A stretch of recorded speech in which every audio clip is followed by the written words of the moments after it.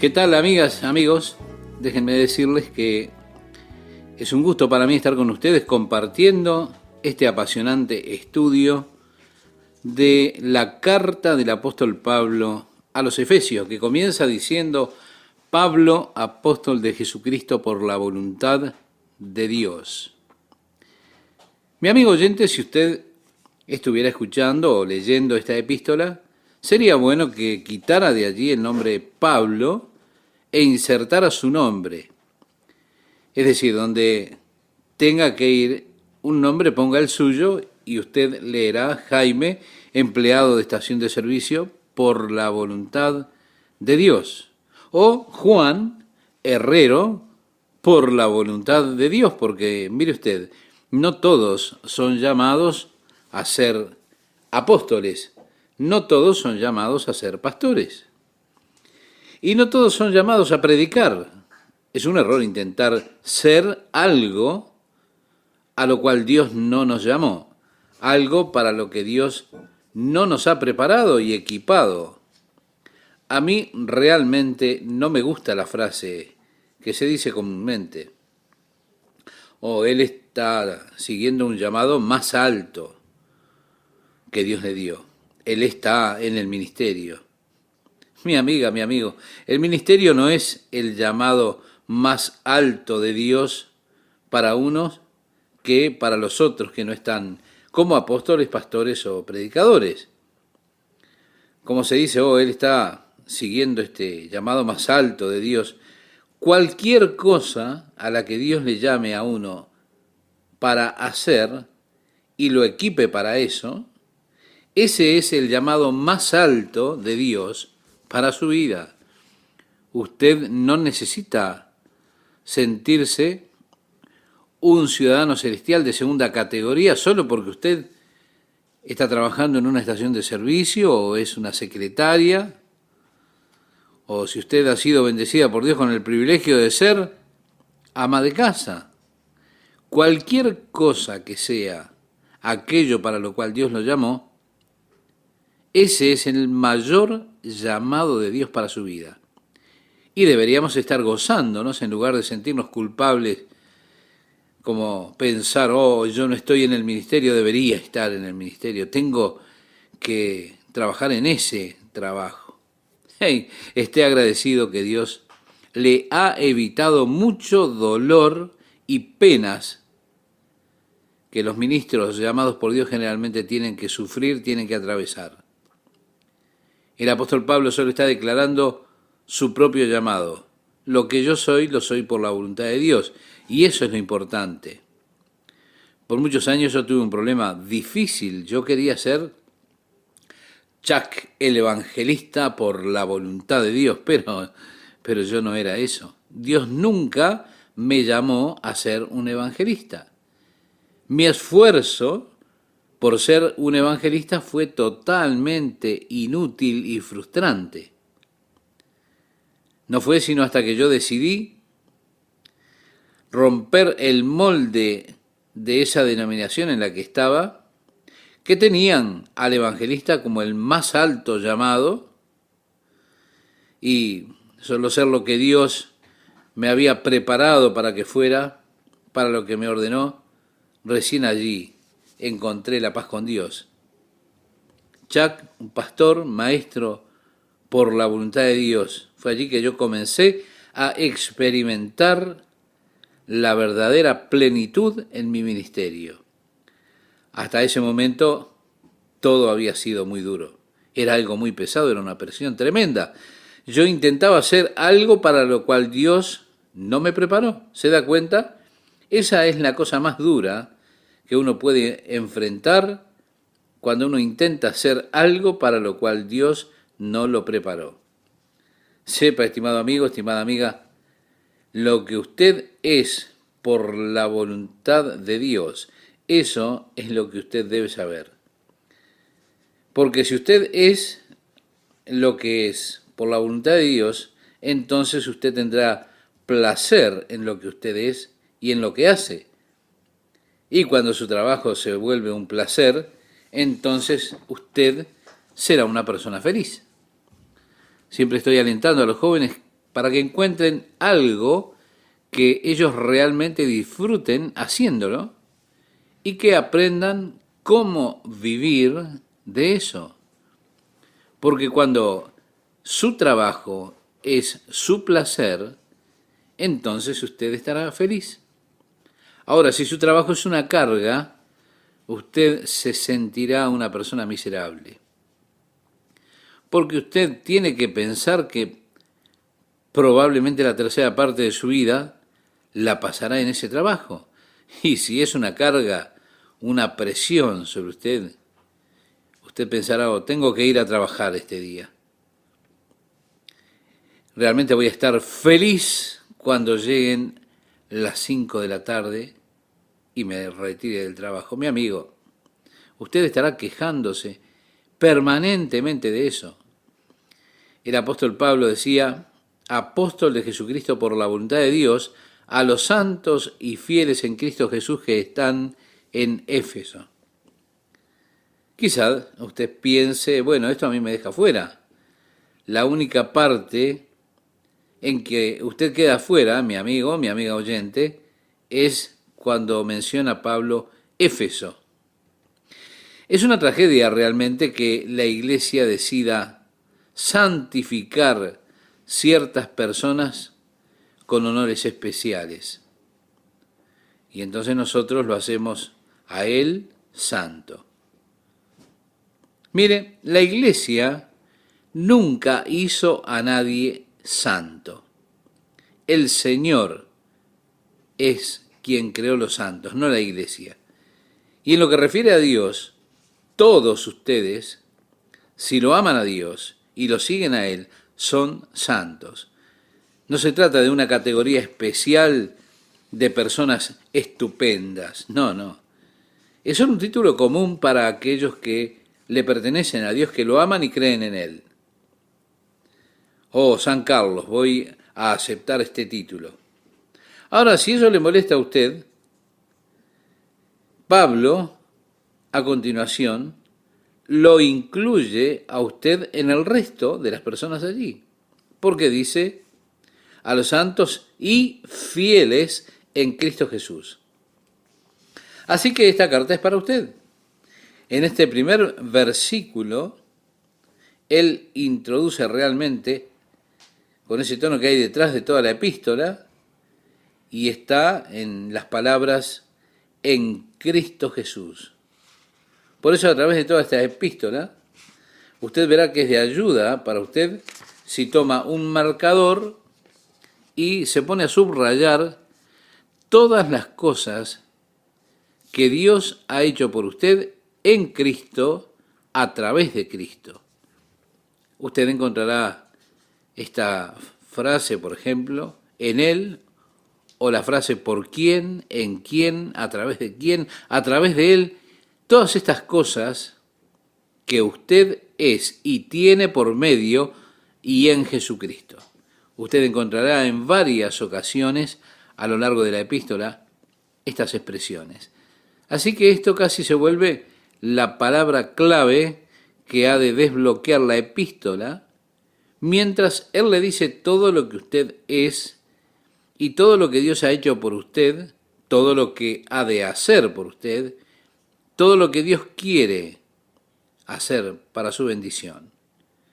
Todo en Cristo Jesús. Así que mi amigo oyente, le animo a que vaya subrayando mientras avanzamos en nuestro estudio, y esto ha de ayudarle a recordarlo de memoria. Luego continúa diciendo, gracia y paz a vosotros, de Dios nuestro Padre y del Señor Jesucristo. Gracia y paz van juntos una y otra vez a lo largo de las cartas del apóstol en el Nuevo Testamento. Siempre son puestas estas palabras en ese orden, porque usted no puede tener paz con Dios hasta que experimente primero la gracia de Dios en su vida. Durante años yo caminé, en mi experiencia cristiana, sin conocer verdaderamente la paz de Dios en mi corazón. Yo estaba más bien en una relación laboral con Dios. Me esforzaba tanto, pero no tenía paz. realmente nunca tuve la seguridad de mi salvación hasta que entendí la gracia de Dios. Al descubrir la gracia de Dios y tener la seguridad de mi salvación, allí experimenté definitivamente la paz de Dios y eso fue glorioso. Esto, pienso yo, es una de las razones por las que enfatizo tanto en la gracia de Dios en mi ministerio. Es que trajo tanta paz y bendición a mi propia vida para experimentar luego servir al Señor durante años. Sí, gracia y paz a vosotros, de Dios nuestro Padre, dice, y del Señor Jesucristo. Muchas personas piensan que este es el primer nombre o segundo nombre y apellido, pero no es así. El nombre era Jesús. Es la palabra griega que se utiliza en el hebreo con el nombre Yeshua. En hebreo Yeshua es un nombre que significa, Yeshua es una contracción de Jehová es salvación. Y eso es lo que significa, es uno de esos nombres compuestos. Jehová o Yeshua, el nombre griego de esta expresión es Jesús. Así que ellos fueron instruidos, María y José, de llamar a aquel niño por el nombre Jesús. Y dijo el ángel, porque él salvará a su pueblo de sus pecados. ¿Se da cuenta? El Señor es salvación. Llámenlo Yeshua, o Jesús en griego. ¿Por qué? Porque él salvará a su pueblo de sus pecados. Ahora, la palabra Cristo, cuando decimos Jesucristo, es una palabra hebrea que significa Mesías. Corresponde Cristo con la palabra hebrea Mesías, para ser un poco más claro. Y nos habla de la misión de Jesús. Él es el Salvador prometido por Dios, el ungido, el Mesías. ¿Se da cuenta? Cuando decimos Señor, entonces estamos hablando de su título. El problema es que nosotros utilizamos todo como si fuera su nombre. Decimos Señor Jesucristo, en lugar de utilizar Señor como título, Jesús como nombre y Cristo como el Mesías, el ungido, el enviado de Dios. Y de esa manera muchas personas lo utilizan este nombre en vano, porque utilizan el término Señor como si fuera parte del nombre, en lugar de definirlo como el título, y eso cambia las cosas, porque habla de mi relación con Él. ¿Por qué? Porque si Él es Señor, entonces yo soy su siervo. Es importante que establezcamos esta relación con Dios, con Jesucristo, Él como Señor y yo como siervo. Jesús decía en los días de su ministerio, ¿por qué me llaman Señor, Señor y no hacen las cosas que les digo? ¿Se da cuenta? Es una inconsistencia, una incongruencia. Aún así, ¿cuán inconsistentemente las personas llaman a Jesús Señor? ¿Por qué? Porque no obedecen sus mandamientos. Es importante que nos demos cuenta que ese es un título, no un nombre, y que lleguemos a relacionarnos con Él como nuestro Señor. Así decía el apóstol Pablo escribiéndole a los romanos en el capítulo 10, versículos 9 y 10, que si confesares con tu boca que Jesús es el Señor y creyeres en tu corazón que Dios le levantó de los muertos, serás salvo. Porque con el corazón se cree para justicia, pero con la boca se confiesa para salvación. ¿Confesar qué? Precisamente que Jesús es Señor. Ahora, esto no puede ser una confesión vacía, porque muchos han de llegar a aquel día, ese día del juicio, diciendo, Señor, Señor, ábrenos. Y Él dirá, nunca los conocí. Ah, pero yo te llamé Señor toda la vida. Sí, pero nunca me serviste. ¿Se da cuenta? Es el título que define la relación. Así que no tome esa palabra Señor a la ligera. Bien, ahora Pablo entra inmediatamente al asunto del cual él quiere hablar.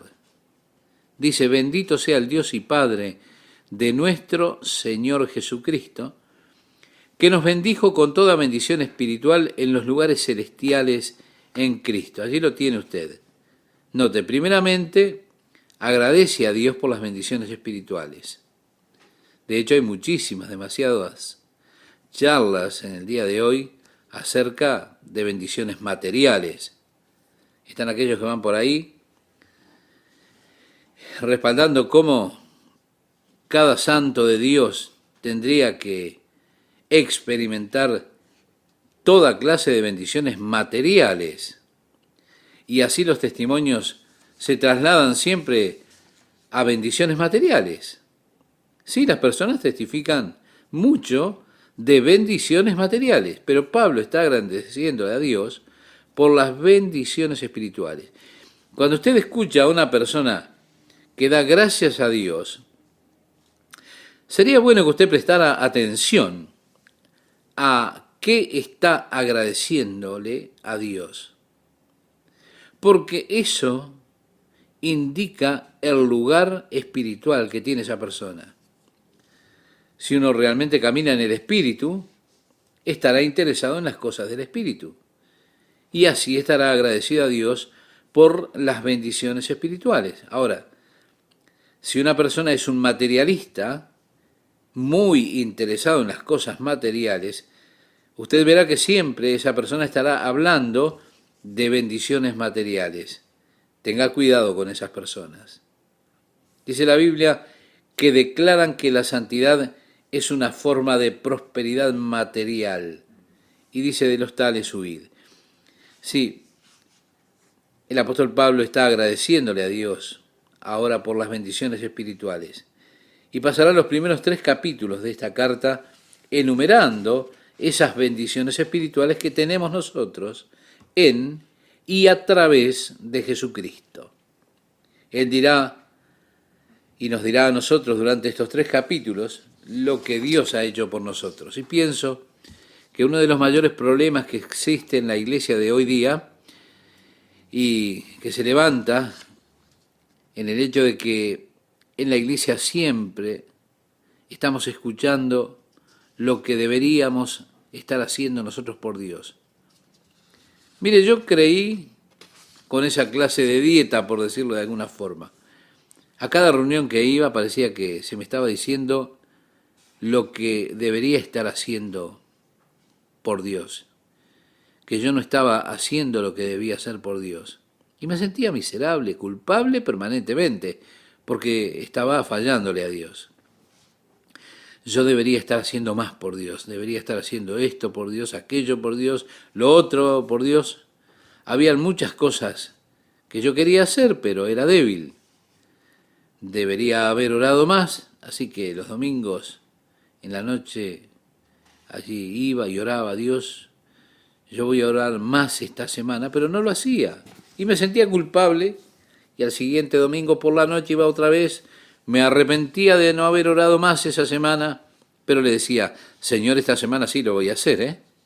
Así que cada domingo en la noche tenía arrepentimiento por mi fracaso en esa semana y una nueva promesa. Yo tendría que haber leído más la Biblia. Dios, yo voy a leer más la Biblia. Eso debería haber hecho, pero no lo hice. Quería hacerlo. Sí, debí testificar más, pero no lo hice. Y siempre me sentía culpable porque había fracasado en ser o en hacer lo que debía estar haciendo para el Señor. La mitad de mi problema era que yo no sabía cómo hacerlo. Durante años, en mi ministerio, yo seguí aquel patrón que conocí de joven y estaba diciéndole permanentemente a las personas lo que ellos tenían que estar haciendo para Dios. ¿Por qué? Yo quería ser un evangelista, quería ver almas salvadas, porque lo primero que yo tenía que reportar en mis reportes cada mes era cuántas personas habían sido salvadas ese mes. Y mientras ellos bajaban sus cabezas y se sentían culpables, pensaban, sí, he fallado a Dios. Y yo también pensaba lo mismo, y decía, oh Dios, lo lamento, Señor, yo debí haber hecho más por ti. Sé que debería hacer esto, pero Dios, no sé cómo hacerlo. Y las personas pensaban así también. Les ponía esa carga. Ellos decían, yo fallé en hacer esto para Dios, tendría que hacer más para ti, debería hacerlo, no sé cómo. Este pastor no me enseña nada aparte de la salvación. Así que mire, realmente era mi culpa, nunca les enseñé a ellos más allá de la salvación. Nunca les enseñé a caminar en el Espíritu, la vida en el Espíritu. Nunca les guié al crecimiento y la madurez en la palabra de Dios. Pero un día Dios cambió mi ministerio. Y me volví un pastor, maestro, y comencé a alimentar su rebaño, haciéndolos cristianos fuertes. Fue un cambio dramático en mi propio ministerio cuando dejé de golpear a las ovejas y comencé a alimentarlas. Las ovejas se pusieron fuertes, comenzaron a ser saludables y ser testigos era algo que ellos ya no harían más, era algo que fueron testigos. La iglesia comenzó a ser bendecida y a crecer. La iglesia había estado enfatizando mucho tiempo en lo que usted debería hacer para Dios. Pero mi amigo, la Biblia no enfatiza eso. La Biblia enfatiza en lo que Dios ha hecho por usted. Dice, bendito sea el Dios que nos bendijo con toda bendición espiritual. Y se toma 3 capítulos para hablar de lo que Dios ha hecho por usted. Luego entonces dice, ahora caminen dignamente en ese glorioso llamado. Él no le dice lo que usted debería estar haciendo por Dios hasta primeramente establecer para usted lo que Dios ha hecho por usted. Ese es el orden correcto, porque usted no puede ser lo que usted debe ser sin saber, sin estar consciente de aquello que Dios ya ha hecho por nosotros.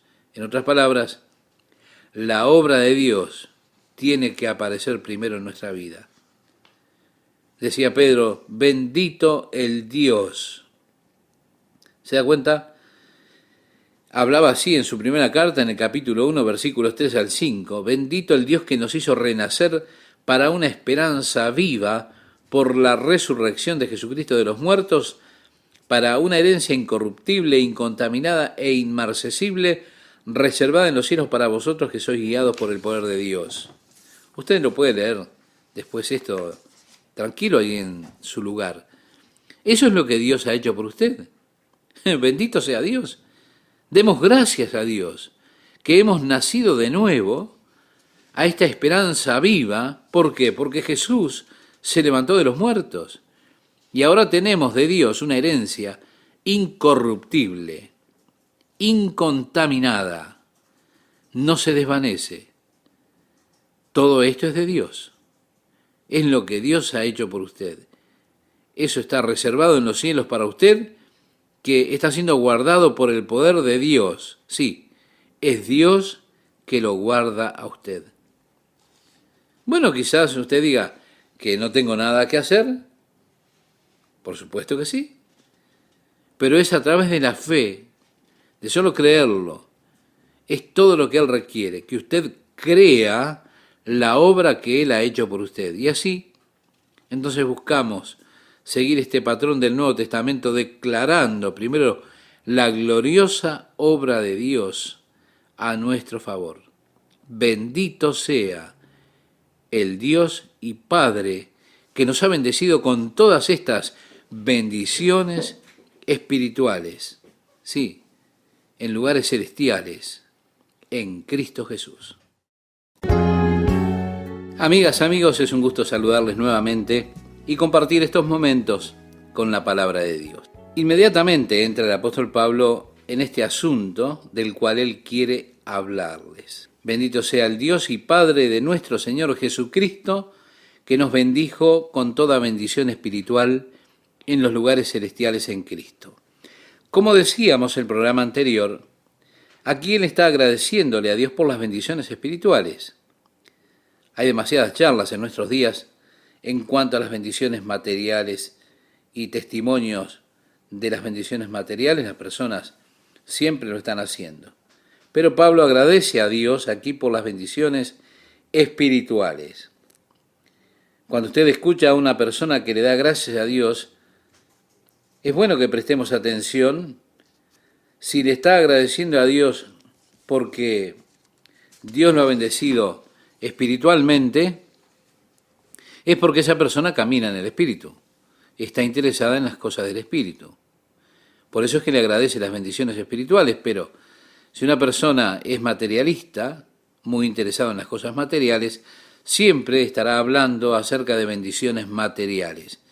Y hay que tener cuidado, como mencionábamos en el programa anterior, con esas personas, porque ellos declaran que la santidad es una forma de prosperidad material y la Biblia dice que huyamos de esas personas.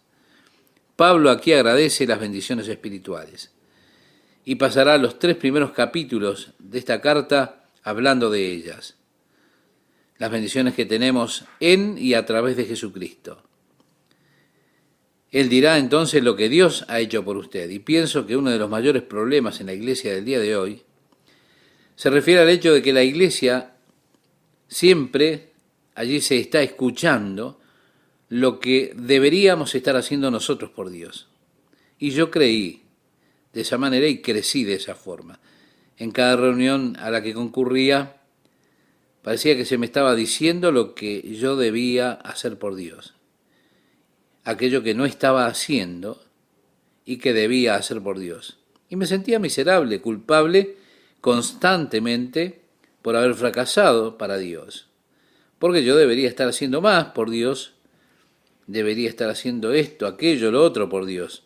Muchas cosas que yo quería hacer, pero era débil para hacerlo. Debería haber orado más, por eso, como mencionaba anteriormente, los domingos a la noche oraba y le prometía a Dios que esa semana iba a orar más, pero no lo hacía. Y me sentía culpable y al siguiente domingo lo mismo. Me arrepentía y le prometía a Dios. Y le decía, esta semana lo voy a hacer, Señor. Pero cada domingo en la noche tenía arrepentimiento por haber fracasado esa semana. O yo debería haber leído más la Biblia. Entonces decía, Dios, yo voy a leer más la Biblia. Y no lo hacía. Quería hacerlo. Debía testificar más, pero tampoco lo hacía. Y allí estaba yo, siempre sintiéndome culpable por haber fracasado en ser o hacer todo lo que debería estar siendo y haciendo para Dios. Es que parte del problema era que no sabía cómo hacerlo. Y durante años mi ministerio era de acuerdo a ese patrón que conocí de joven. Yo le decía eso a las personas, lo que debían hacer para Dios. Y me enojaba con las personas. Yo quería ser un evangelista, eso era lo que se reconocía en la denominación que estaba. Quería ver almas salvadas, porque lo primero que yo debía hacer era reportar cada mes cuántas personas habían sido salvas ese mes. Era terrible colocar ceros allí. La organización, los pastores, nunca lo reconocerán a usted a menos que usted tenga tantos convertidos.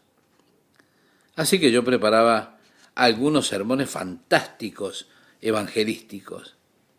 Quiero decir, sermones que podían convencer al pecador más duro de someter su vida a Jesucristo. Y entonces yo iba a la iglesia supercargado ya con ese mensaje dinámico, poderoso. Quiero decir, ningún pecador se animaría a rechazar ese mensaje. Yo iba a la iglesia, miraba alrededor y no había ningún inconverso en ese lugar. Yo los conocía a todos por su nombre. Entonces, ¿qué vas a hacer? si no hay inconversos para predicarles un mensaje tan poderoso? Y no podía cambiar el mensaje. No tenía más nada para predicar. Lo que yo tenía era ese poderoso mensaje para predicar de salvación a todos los santos que estaban allí. Eso era frustrante. Y yo dejé que se viera mi frustración colocando esa carga en los santos. Agregué unas cosas a mis mensajes para decir cómo ellos habían fallado, le habían fallado a Dios. Como si ellos estuvieran haciendo lo que hacían, pero no hacían lo que tenían que hacer para Dios, ni eran como Dios quería que fueran. Por supuesto, esa iglesia estaría llena de personas esa noche si ellos hubieran hecho lo que tenían que hacer. Habrían pecadores para escuchar el mensaje poderoso del Evangelio que yo tenía. Tendrían que haber venido sus vecinos y no los trajeron. Y entonces comencé a poner sobre los santos, sobre sus cabezas, semejante carga, y ellos bajaban la cabeza y bajaban la cabeza. Y yo les azotaba sobre la espalda con el mensaje. Ellos habían fallado totalmente en su caminar cristiano. Yo tengo que predicar este poderoso mensaje de salvación que Dios me dio y lo tengo que predicar a los santos. ¿Se da cuenta? Eso no es justo. Todo por culpa de ellos. Así que desarrollé una congregación de santos frustrados, con un profundo sentimiento de culpa. Yo hacía mi apelación para que ellos reconsagraran sus vidas a Jesús. Y bueno, al menos tendría gente que seguía adelante, ¿verdad? Oh, aquellos benditos santos soportaron mis flagelos cada domingo y regresaban por más. Eso es sorprendente. Mientras ellos bajaban sus cabezas y se sentían culpables diciendo, sí, he fallado a Dios, oh Dios, lo lamento, Señor, debería hacer más para ti, sé que debería, pero Dios, no sé cómo, este pastor no me enseña nada aparte de la salvación. ¿Se da cuenta? No era culpa de ellos, era mi culpa. Yo nunca los guié más allá de la salvación, nunca les enseñé a caminar en el Espíritu, a vivir la vida en el Espíritu, una vida de crecimiento y madurez en la palabra de Dios. Pero un día Dios cambió mi ministerio y pasé a ser un pastor, maestro. Me deshice de esos sermones evangelísticos y comencé a alimentar el rebaño del Señor con la palabra de Dios para que fuesen fuertes. Fue un cambio dramático en mi propio ministerio cuando dejé de golpear a las ovejas para pasar a alimentarlas. Y así aquellas ovejas se pusieron fuertes, saludables. ¿Sabe lo que sucedió? Mientras estaban saludables y fuertes, comenzaron a reproducirse. Es que ellos ahora tenían algo para compartir con sus vecinos. Cristo se volvió la vida de ellos. Ser testigos era algo que ellos ya no harían más de la manera que yo les proponía antes. Ser testigos era algo que simplemente fueron. Sus vidas cambiaron por la palabra de Dios y por el poder del Espíritu. Y así ellos se volvieron testigos. El efecto de eso fue que su testimonio comenzó a atravesar el vecindario, los vecinos comenzaron a venir, los vecinos comenzaron a ser salvos, y la iglesia comenzó a ser bendecida y a crecer. La iglesia había estado enfatizando mucho tiempo todo lo que debería estar haciendo por Dios, y mi amigo, la Biblia no enfatiza eso. La Biblia enfatiza lo que Dios ha hecho por usted. Bendito sea el Dios que nos bendijo con toda bendición espiritual, ¿se da cuenta? Eso es lo que decía el apóstol. Y toma 3 capítulos para decirnos lo que Dios ha hecho por nosotros. Y no es hasta que Él nos dice, durante esos 3 capítulos, lo que Dios ha hecho por nosotros, que el apóstol dice, ahora caminen dignamente en este glorioso llamado. Él no le dice lo que usted debería estar haciendo por Dios hasta que, primeramente, establezca para usted todo lo que Dios ha hecho por usted. Allí está el orden apropiado, porque usted no puede ser lo que usted debe ser sin aquello que Dios ya ha hecho por nosotros. En otras palabras, la obra de Dios está en primer lugar. En el Nuevo Testamento el orden es ese. Usted nunca encontrará el orden opuesto. Antes de lo que usted haga por Dios, siempre estará lo que Dios ha hecho por usted. También mencionábamos en la emisión anterior lo que el apóstol Pedro decía en su primera carta en el capítulo 1, versículos 3 al 5. Bendito el Dios que nos hizo renacer para una esperanza viva por la resurrección de Jesucristo de los muertos, para una herencia incorruptible, incontaminada e inmarcesible, reservada en los cielos para vosotros, que sois guiados, que sois guardados por el poder de Dios. Todo esto es lo que Dios ha hecho por nosotros. Así que bendito sea Dios y gracias, demos gracias a Dios, porque hemos nacido de nuevo a esta esperanza viva, porque Jesús se levantó de la muerte. Y ahora tenemos una herencia incorruptible, no se puede corromper desde adentro, incontaminada, no se puede contaminar desde afuera, que no se desvanece, es invariable. Y todo esto es de Dios, es lo que Dios ha hecho por nosotros. Reservada en los cielos para usted, que está siendo guardado por el poder de Dios. Sí, mi amiga, mi amigo, es Dios que lo guarda a usted. Bueno, entonces usted quizás se pregunte, ¿será que no tengo nada que hacer? Sí, pero será solamente a través de la fe, de solo creer. Es todo lo que Dios requiere, que usted crea la obra que Él ha hecho por usted.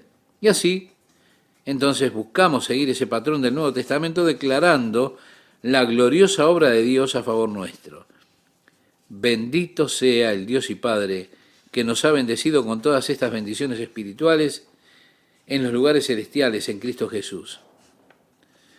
Ahora empieza, según nos escogió en Él. ¿Se da cuenta?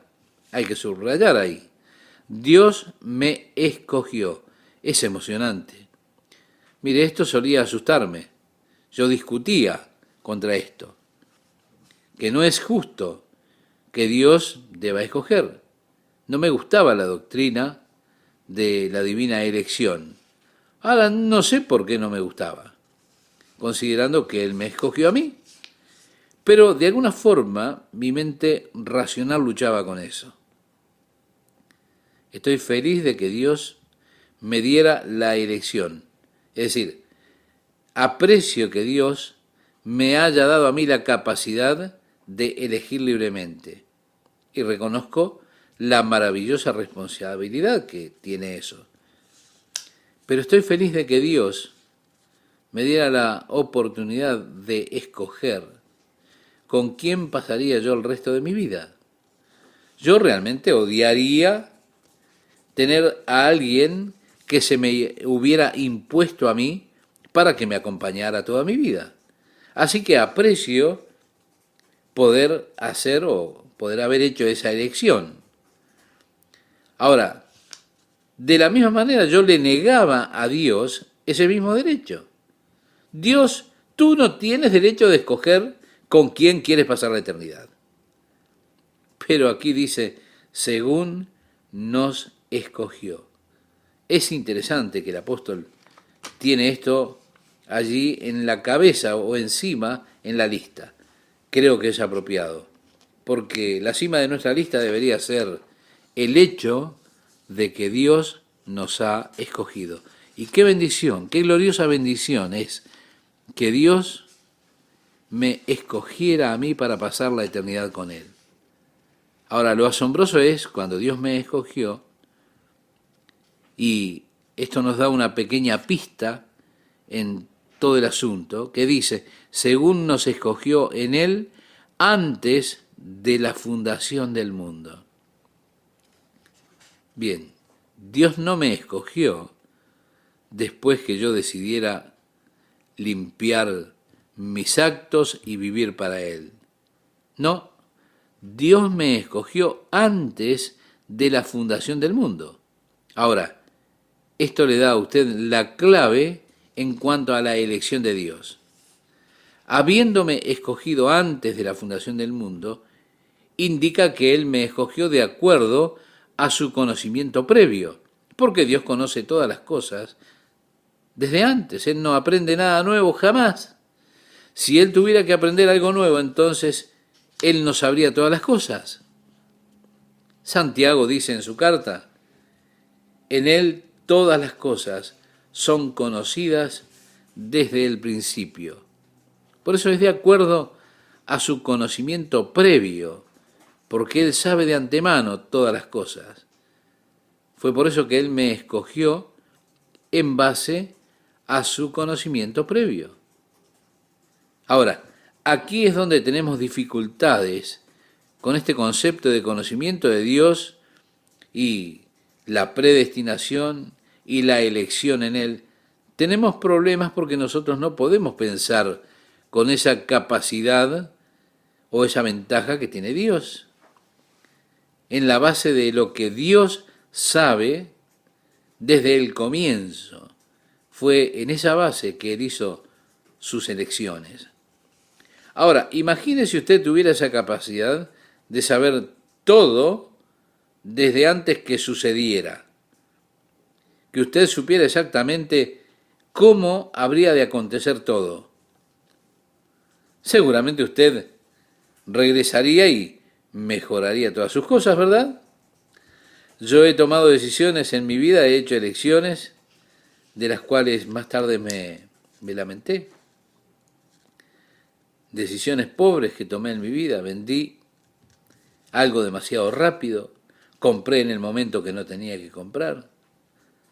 Si solo hubiera sabido de antemano cuando tomé esa decisión, no hubiera escogido estar en el lugar de los perdedores. Sería tonto hacerlo, ¿verdad? Si usted sabe de antemano todas las cosas, usted hubiera sabido quién iba a ganar el campeonato de fútbol. O mejor aún, usted podía haber ido a las carreras con toda esa clase de conocimiento previo. Imagine todo lo que pudiera hacer, sabiendo de antemano cuál sería el caballo que va a ganar la carrera. Ahora, si usted hubiera escogido un montón de perdedores, sería tonto hacerlo. Por supuesto, no lo hubiera hecho. Usted hubiera escogido a los ganadores. ¿Por qué? Porque usted sabría de antemano quién va a ganar las carreras, cómo sería el final. Así que usted haría su elección basado en los resultados, porque usted ya sabe de antemano lo que sucederá. Eso es usar bien la cabeza. Pues bien, esto es lo que me emociona acerca de que Dios me haya escogido a mí. Porque Él no escogió a perdedores, solo escogió a ganadores. En virtud del hecho de que he sido escogido, eso asegura que yo ganaré. Escogido en Él antes de la fundación del mundo. Yo tengo este tremendo consuelo. Quizá usted diga, bueno, no es justo que Dios pueda escoger, porque si Él escoge a quien va a ser salvo, entonces Él también fue o ha escogido a quienes no serán salvos, a quienes perderán. Pero no dice eso, ¿verdad? Usted ahí estaría agregándole cosas a las Escrituras. Es una suposición natural.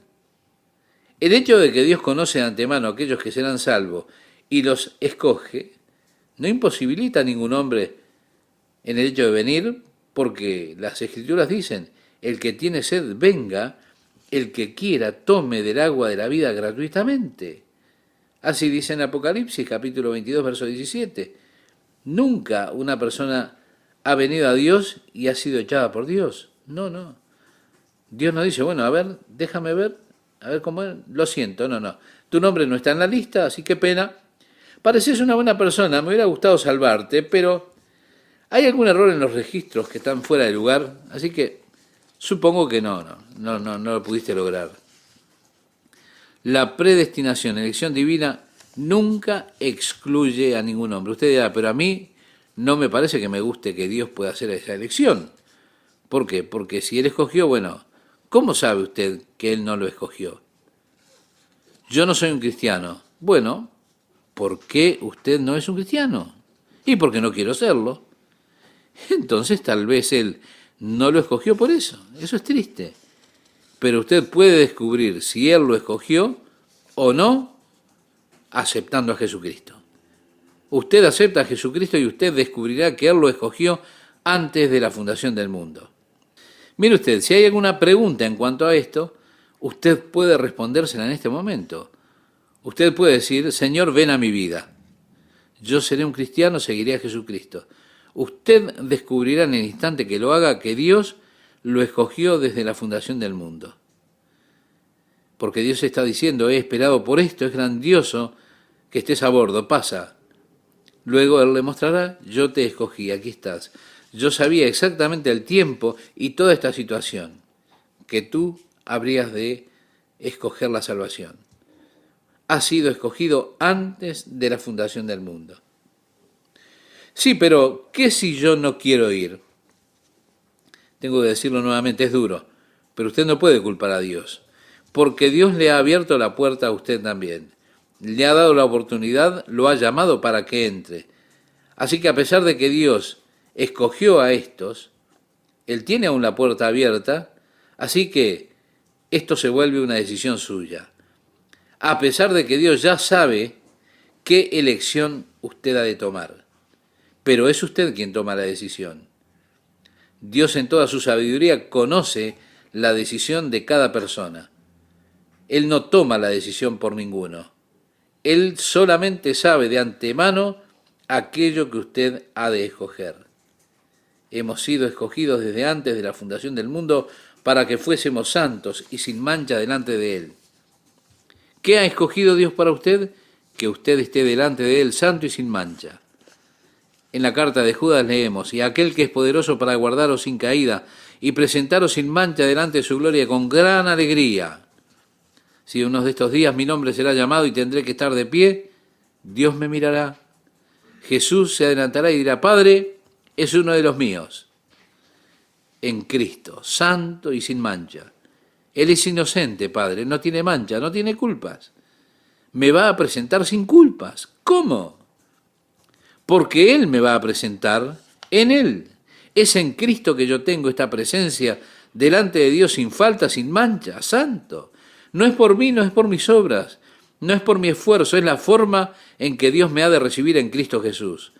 Es la forma en que Jesús me presentará al Padre, porque Él ha llevado toda la culpa, todo mi pecado en la cruz. Él ha quitado mi pecado y pagó el precio y la pena por esos pecados y me ha de presentar en su justicia. Porque Dios lo hizo a Él para que fuese hecho pecado por nosotros. Al que no conoció pecado, dice la Biblia, fue hecho pecado. ¿Para qué? Para que nosotros podamos ser hechos justos delante de Dios por medio de Jesús. En esta parte del versículo 5 leemos, en amor habiéndonos predestinado para ser adoptados hijos suyos. El plan de predestinación de Dios para nuestra vida.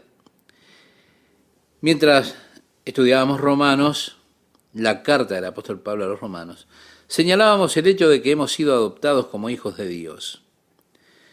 En realidad Jesús es el unigénito Hijo de Dios, pero Dios ha predestinado que nosotros fuéramos adoptados hijos por Cristo Jesús. Como dice aquí, por medio de Jesucristo, según el puro afecto de su voluntad. Y amigo oyente, esta es una frase que usted va a encontrar en repetidas ocasiones. Es una frase importante para comprenderla. El puro afecto de su voluntad. En el libro de Apocalipsis, en el capítulo 4, versículo 11, encontramos allí a los ancianos declarando que Dios es, como dice, tú eres digno de recibir gloria y honor, porque todas las cosas por ti fueron hechas, y por tu voluntad existen y fueron creadas. Vemos el puro afecto de su voluntad. Dios le ha escogido a usted, lo ha predestinado para que usted fuese su hijo, para tener él el gozo de ver esa deliberada obediencia a la voluntad de Dios. Él quiere que usted sea un hijo fiel, obediente, de manera que el Padre pueda estar feliz con usted. Si usted recuerda, cuando en el libro de Job estudiábamos, allí Job es acusado delante de Dios. En el capítulo 38 de ese libro se habla de los hijos de Dios. En el capítulo 1 habla de estos hijos que se presentaron delante de Dios, entre los cuales fue Satanás. Dios le dijo a Satanás, ¿de dónde vienes? Satanás respondió, de rodear la tierra y andar por ella. Dios le hace notar, le dice, ¿has notado a mi siervo Job? Es un buen hombre, ¿cierto? Perfecto, recto, apartado del mal, temeroso de Dios. Y Satanás dice que sí, que lo notó, pero le dice, tú has puesto protección a su alrededor, yo no me puedo acercar a él, en otras palabras lo dice. Y tú sabes, tú lo has bendecido tanto, él es tan rico, ¿quién no te serviría si le dieras todas esas cosas? Cualquiera te serviría. Él no te ama realmente, él solo ama los privilegios que recibes. Si me dejas a ese hombre, yo puedo hacer que te maldiga en tu rostro. Parafraseando un poco la Escritura, es lo que le plantea Satanás a Dios. Dios le dijo, bueno, te doy permiso, pero no toques su vida. Job tuvo que atravesar aquel proceso devastador, familia, posesiones, amigos, salud. Llegó un tiempo cuando los hijos de Dios se presentaron delante de Dios. Satanás se presenta allí, Dios le dijo, ¿de dónde vienes? Y dice, de rodear la tierra y andar por ella. Dios le dice, se había notado a Job, y Dios está confrontando ahora, porque Satanás le quitó todo, lo dejó en el piso, desnudo, desamparado, enfermo. Job dijo, desnudo vine al mundo, desnudo me iré. El Señor da, el Señor quita. Bendito sea el nombre del Señor. Y Job no maldijo a Dios en todas esas cosas. No lo acusó neciamente. ¿Se da cuenta? Dios lo está confrontando. Le dice a Satanás, ¿has considerado a mi siervo Job? Que no hay ninguno como él. Es un buen hombre. Es temeroso de Dios, apartado del mal. Dios estaba feliz, se complacía con Job. Eso es lo que Dios desea hacer en la vida de cada creyente, complacerse del amor y la obediencia que tengamos hacia Él. ¿Cómo lo hizo con Job? Según el puro afecto de su voluntad para alabanza de la gloria de su gracia.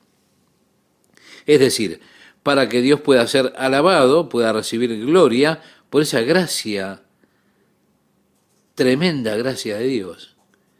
Como dice a continuación, con la cual nos hizo aceptos en el amado. Sí, Dios nos ha aceptado en Cristo. Ahora, yo no tengo aceptación delante de Dios por mí mismo. No puedo salir y decir, hey Dios, yo soy Chuck Smith, aquí está mi tarjeta de presentación, voy a entrar, quiero que me aceptes. Dios, mira que realmente me esforcé para venir. No tengo aceptación delante de Dios por mí mismo. Solamente soy aceptado en Cristo, en el amado. Y cuando esté delante de Dios, estaré delante de Él en Cristo y como tal seré aceptado en el amado, es decir, en Jesús, en quien tenemos redención por su sangre, dice el versículo 7. Aquí está, esta es la bendición. ¿En quién? En Cristo tenemos redención por medio o a través de su sangre, el perdón de pecados según las riquezas de su gracia. La idea de redención es la de adquirir algo otra vez. La idea aquí es de adquirir un esclavo del mercado que no pagó sus deudas y ha sido vendido como esclavo por su imposibilidad de pagar sus deudas. Ha venido alguien ahora, pagó sus deudas por él y lo redimió. Yo tengo una deuda que debo pagar, porque fui vendido como usted, estimado oyente, en esclavitud al pecado. Pero mire una cosa, Jesús pagó toda la deuda que yo tenía. Él me redimió de la esclavitud, esa esclavitud a la vida en la carne, esclavitud al pecado, para que yo ahora me vuelva un hijo de Dios, perdonado por Él por medio de la sangre de Jesucristo. ¡Qué glorioso! Es el perdón de mis pecados de acuerdo a esas riquezas de su gracia. Dice el versículo 8 que hizo sobreabundar para con nosotros en toda sabiduría e inteligencia, dándonos a conocer el misterio de su voluntad según su beneplácito, el cual se había propuesto en sí mismo. Vemos nuevamente el puro afecto de su voluntad, los propósitos de Dios, y en esto Él nos ha hecho conocer el misterio de su voluntad. ¿Cuál es? Que Cristo en usted es su esperanza de gloria. Dice el verso 10, en la dispensación del cumplimiento de los tiempos, reunir todas las cosas en Cristo, así las que están en los cielos como las que están en la tierra. La intención de Dios es reunir a todo el universo nuevamente en la obediencia y sujeción a Jesucristo. En el comienzo Dios creó los cielos y la tierra. Había un solo gobierno en el universo, era el gobierno de Dios, el gobierno de la luz y de la vida. Toda criatura en el universo fue creada por Dios y estaba en armonía con Dios, sujeta a Dios, un universo hermoso, glorioso, lleno de luz y de vida.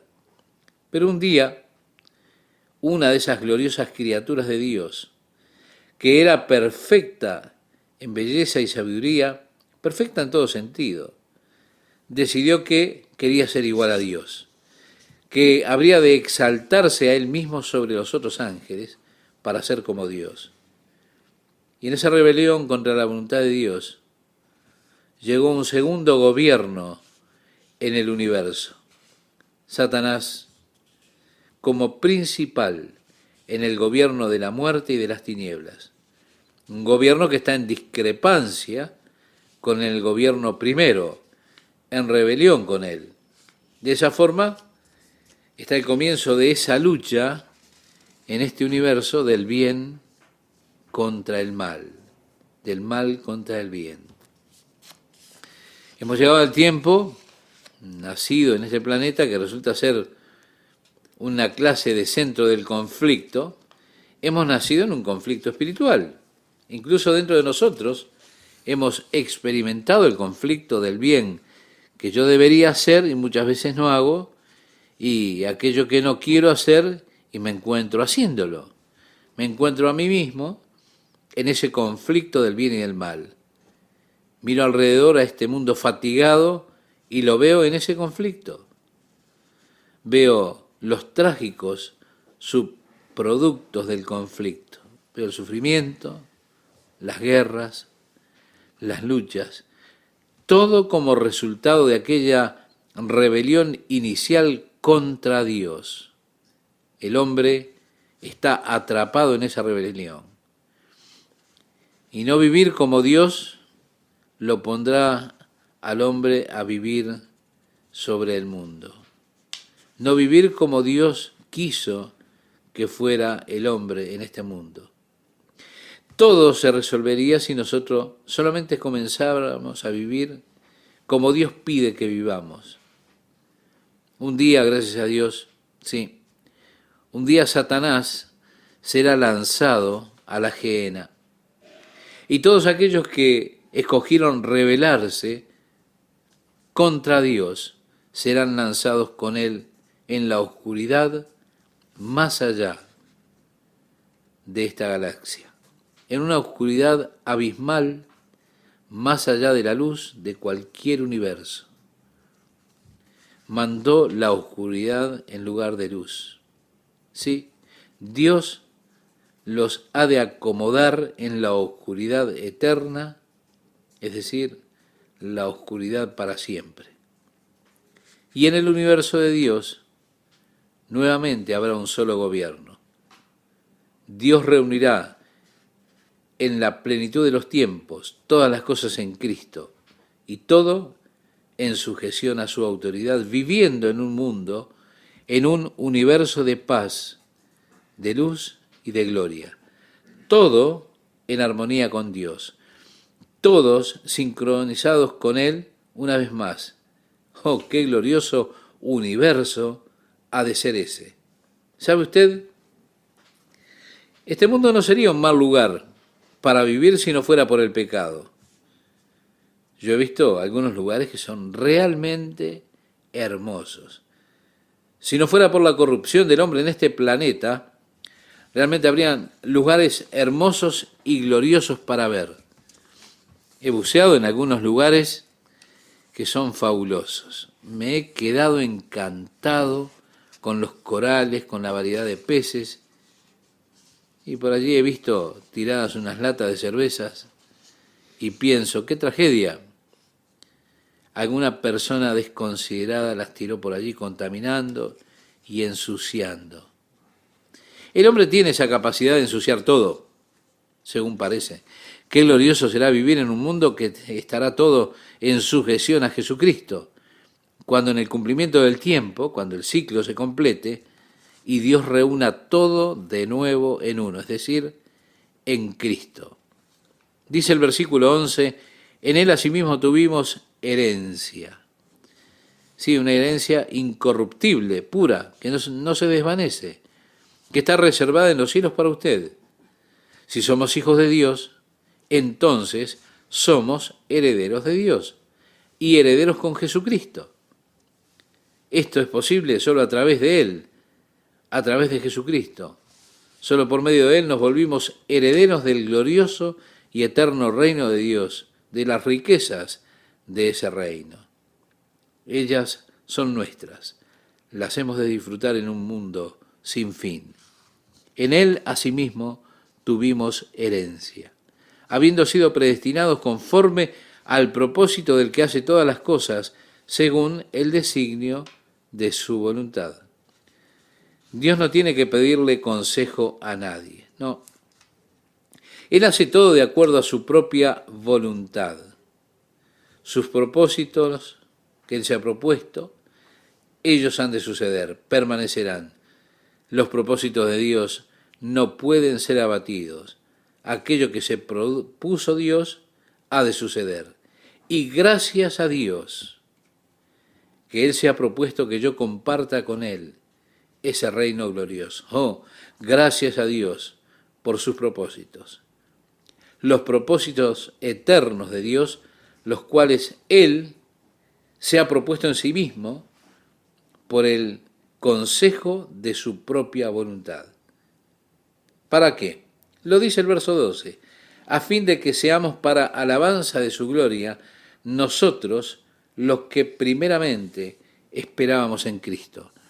Es que cuando usted confía en Jesús, el Hijo de Dios, Dios solamente dice, oh, míralos, mira la confianza que ellos tienen. Muchas veces es probada esa confianza.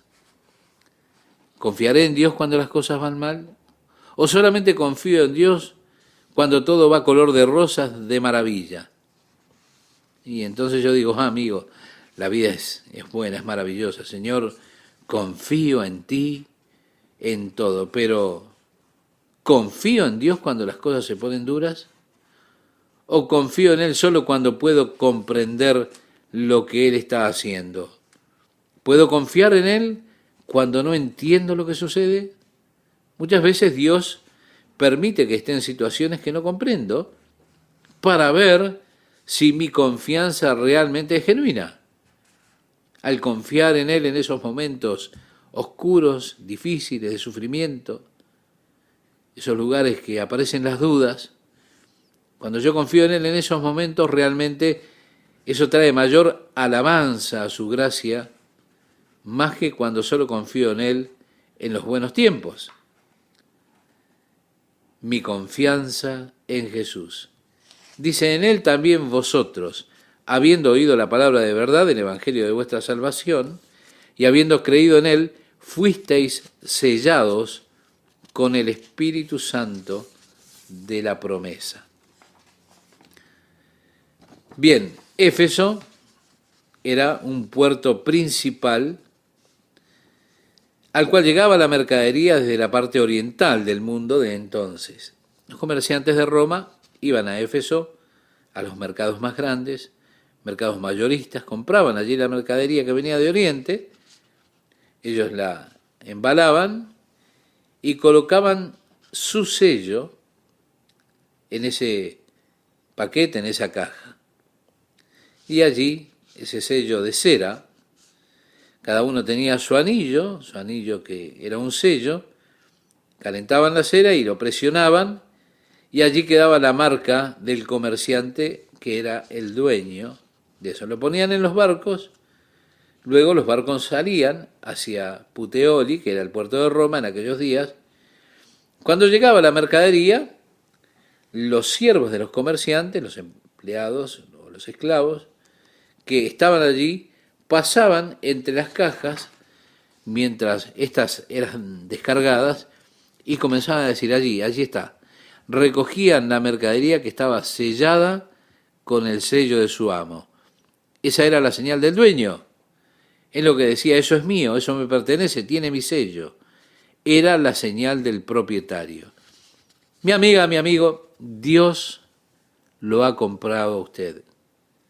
Después que usted creyó en Jesús, cuando usted confió en Él y fue un paso más allá, nuestro Dios y colocó un sello de propiedad sobre nosotros. Y le diré que esto a usted le da absoluta seguridad. El hecho de que Dios nos haya puesto su sello. Eso dice que yo soy de Él, que le pertenezco a Dios, que tengo el sello de Dios sobre mi vida. Su Espíritu Santo, el cual me dio, es el sello de pertenencia de Dios. Así dicen quien hemos sido sellados con ese Espíritu Santo de la promesa. Y agrega que es las arras de nuestra herencia hasta la redención de la posesión adquirida. Es decir, es un anticipo. Por ejemplo, yo pongo un aviso en el periódico, voy a vender mi auto, allí viene usted y me dice, me gusta el auto, se lo voy a comprar. Mire, tengo que ir al banco y conseguir el dinero, entonces yo le voy a decir, ¿así que usted quiere realmente comprarlo? Sí, quiero comprarlo, pero tengo que ir al banco a traer el dinero. Bueno, si lo va a comprar, entonces déjeme un depósito. Oh, no, pero yo lo voy a comprar, solo tome mi palabra. No, yo quiero un adelanto porque quizá viene alguien dentro de 5 minutos, me ofrece en efectivo comprármelo y yo ya tengo el efectivo en mi mano. Así que no quiero perder la venta del auto por usted, porque usted puede cambiar de opinión, camina al banco, tal vez el banco no le da el dinero, así que si usted me deja un adelanto, yo le guardo el auto, quiero un adelanto. Me da el adelanto, el auto es suyo. Es el depósito, lo que ellos llaman seña o fianza, que significa que tengo el firme deseo de comprarlo. Es decir, mi deseo es seguro que voy a comprarlo. El depósito indica que uno pretende seguir adelante para completar la compra. Bien, Dios ha puesto su depósito en mí, su seña. Él me ha adquirido.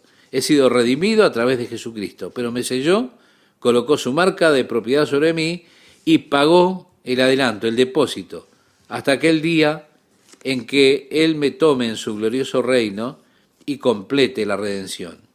¿Se da cuenta? Este cuerpo aún no está redimido. Tengo un espíritu redimido que vive en un cuerpo corrompido. este cuerpo se va desgastando, se está decayendo, se está haciendo pedazos. Pero tengo un espíritu redimido y estoy esperando por la redención del cuerpo. Es decir, el nuevo cuerpo que tengo, el edificio de Dios no hecho de manos, que es eterno en los cielos. Y allí, cuando entre en ese nuevo cuerpo y esté en la presencia del Señor, mi redención en ese instante habrá sido completada. Mientras tanto, Dios le muestra a usted que tiene el deseo y es sincero acerca de su propósito de redimirlo a usted, y por eso le ha dado a usted esa garantía, el pago por anticipado de la posesión adquirida, el sello del Espíritu Santo, para alabanza de su gloria.